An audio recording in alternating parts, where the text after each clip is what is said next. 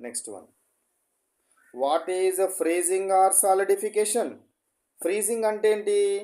Liquid conversion of liquid into solid.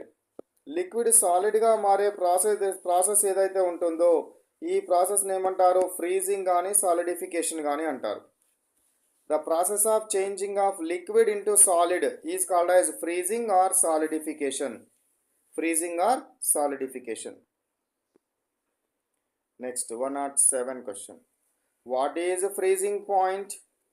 The temperature at which liquid is converted to solid is called as freezing point. Liquid సాలిడ్గా మారే temperature ఏ temperature అయితే ఉంటుందో ఆ టెంపరేచర్ని, ఆ point of టెంపరేచర్ని freezing point అంటారు. Liquid ఎట్లా మారుతుంది? సాలిడ్గా మారుతుంది. ఈ ప్రాసెస్ని ఏమంటారు? ఫ్రీజింగ్ అంటారు. లిక్విడ్ సాలిడ్గా మారే ప్రాసెస్ని ఏమంటారు? ఫ్రీజింగ్ అంటారు. ఏ టెంపరేచర్ దగ్గరనైతే మారుతుందో ఆ టెంపరేచర్ని, ఆ పర్టికులర్ టెంపరేచర్ని ఏమంటారు? ఫ్రీజింగ్ పాయింట్ అంటారు. What it is called? Freezing point. 108. Write relations among different point of temperatures.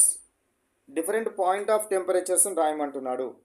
Melting point is equal to freezing point. అదేవిధంగా boiling point is equal to condensation point. Melting point freezing పాయింట్కి ఎందుకు equal అవుతుంది? Melting point అంటే ఏంటి?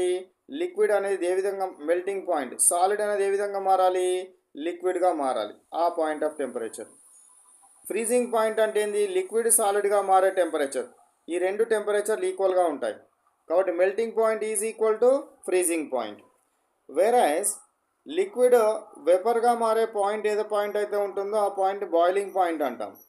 Vapour లిక్విడ్గా మారే point ఏ point అయితే ఉంటుందో దాన్ని ఏమంటారు? కండెన్సేషన్ పాయింట్ అంటారు.